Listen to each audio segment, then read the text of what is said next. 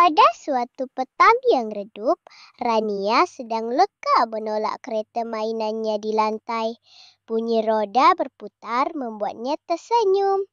Tiba-tiba, Rania berhenti dan meneliti rodanya yang berkilat.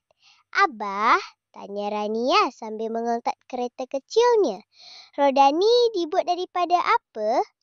Abah duduk di sebelahnya, lalu mengangkat sudu dari atas meja. "Ini Rania dan roda kereta Rania tu.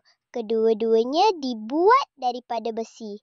Banyak benda di sekeliling kita yang menggunakan besi, iaitu bangunan, jambatan, malah kunci rumah pun." Rania memandang Abah dengan penuh hairan. "Tapi besi ni datang dari mana?" Abah tersenyum. "Inilah yang menakjubkan, sayang.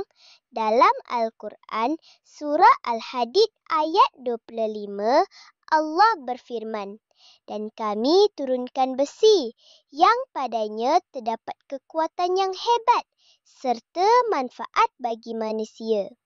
Rania mengerutkan dahi kecilnya. "Turunkan?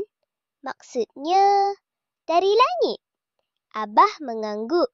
"Ya, para saintis pun dah buktikan bahawa besi tidak berasal dari bumi. Ia datang dari angkasa lepas, dibawa oleh meteor berjuta tahun dahulu. Allah dah beritahu perkara ini lama sebelum manusia mengetahuinya." Rania ternganga kecil. "Subhanallah.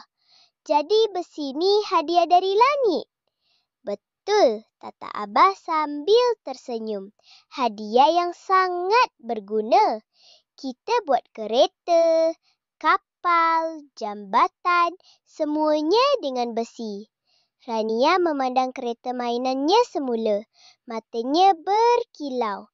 Dari langit sampai ke tangan Rania. Hebatnya ciptaan Allah.